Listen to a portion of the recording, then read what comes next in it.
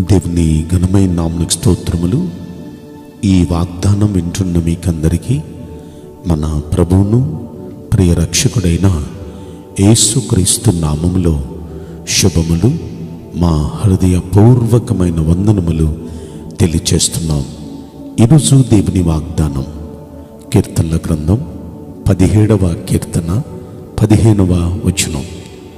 ఆయన స్వరూప దర్శనముతో మీ ఆశను తీర్చుకొందురుగాక. ఆమేన్. ప్రియ దైవ జనాంగమా, ఆయన స్వరూప దర్శనం లేక ఆయన ముఖ దర్శనం చూడాలని ఆశగా ఉందా?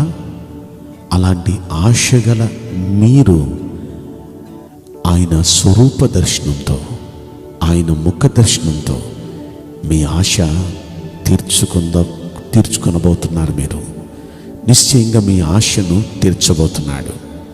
బైబిల్ గ్రంథంలో ఆయన స్వరూప దర్శనం చూసిన వారి జీవితాలు పునీతమైపోయినాయి. మనకి యాకోబు తెలుసు. యాకోబు ఆయన అన్న చంపేస్తాడేమన్న భయంతో మోకరిల్లి అడవిలో ప్రార్థన చేస్తున్నాడు.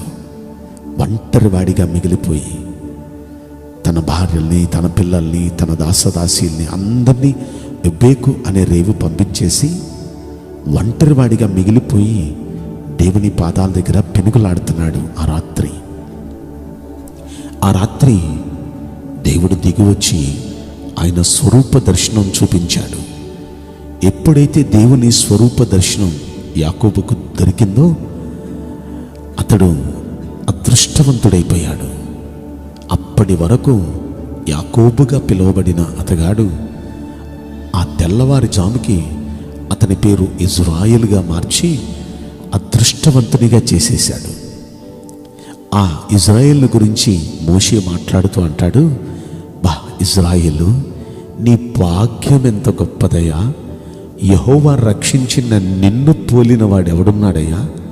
నిజంగా ఆ ఇజ్రాయేలుగా మారిన అతని జీవితంలో ఆ రోజు నుండి అతనికి, అతని పిల్లలకు, పిల్లల పిల్లలకు, ఆ వంశంలో పుట్టిన వారి అందరికీ ఒక స్పెషల్ ప్యాకేజ్ దేవుడు వారికి ఇచ్చి ప్రపంచంలో వారిని కాపాడినట్లుగా, వారి జీవితంలో అద్భుతాలు చేసినట్లుగా మరి ఎవరి జీవితంలో జరగలేదంటే అతిశయోక్తి కాదు. అన్ని అద్భుతాలు ఆ సంతానంలో వారందరి జీవితాల్లో ప్రభు జరిగించాడు.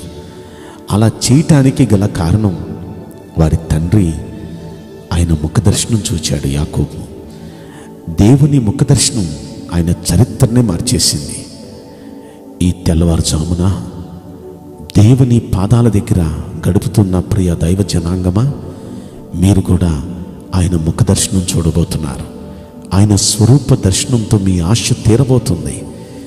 ఆయన స్వరూప దర్శనం, ముఖ దర్శనం మీకు కనపడిందో మీ దశ మారిపోబోతుంది.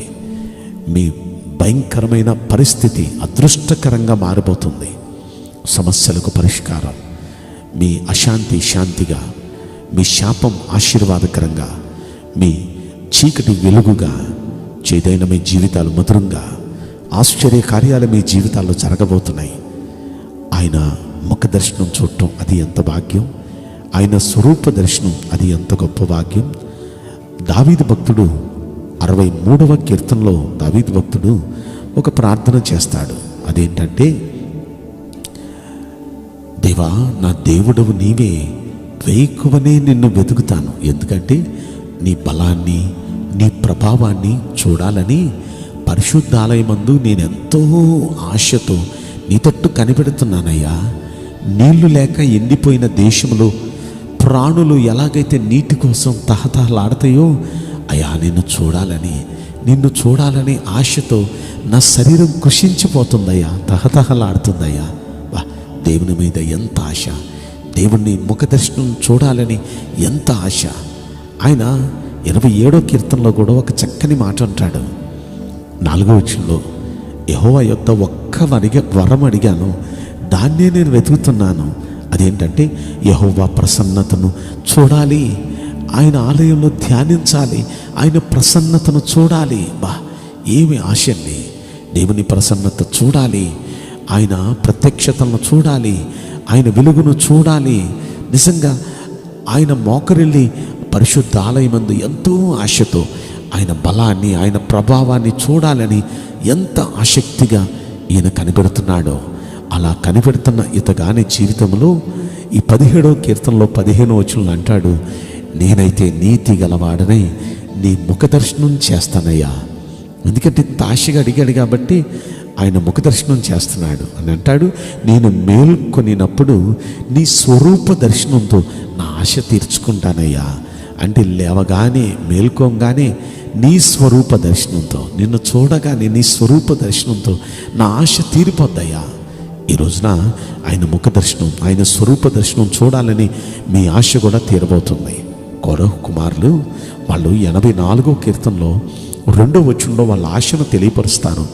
యెహోవా మందిర ఆవరణలను చూడవలనని ప్రాణం ఎంతో ఆశపడిపోతుంది, అది సొమ్మసిల్లిపోతుంది.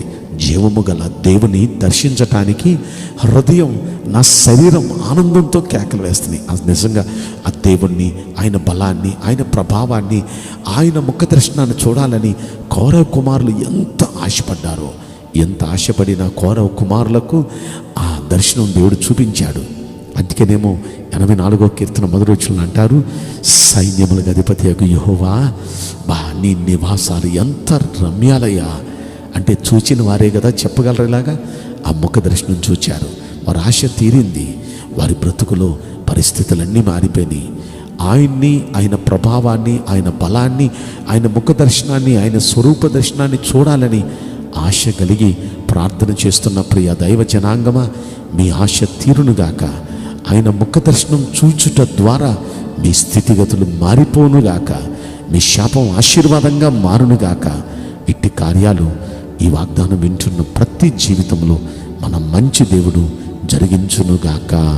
ఆమేన్. నేను మీకోసం ప్రార్థన చేయబోతున్నాను. పరిశుద్ధుడా, ప్రేమగల యేసురాజా, మీ పరిశుద్ధ బంగారు పవిత్రమైన నామమునకు నిండు మనసుతో కోట్ల కొలదిగా స్తుతులు, స్తోత్రములు, వందనాలు చెల్లిస్తున్నాం. మీ ముఖ దర్శనం, మీ స్వరూప దర్శనం మా స్థితిగతులనే మార్చేస్తుంది. కనుకనే మీ స్వరూప దర్శనం కొరకు ఆశతో కనిపెడుతున్న ప్రతి ఒక్క బిడ్డకు దయచేసి మీ స్వరూప దర్శనం అనుగ్రహించి వారి ఆశను తీర్చమని ఈ కొద్ది మనవులు నజరుడని యేసుక్రీస్తు ప్రశస్తమైన నామములో మిక్కిలి వినయముతో ప్రార్థించి బ్రతిమలాడి వేడుకుంటున్నాం ప్రియ పరలోకపు తండ్రి. ఆమేన్. May God bless you all. Thank you.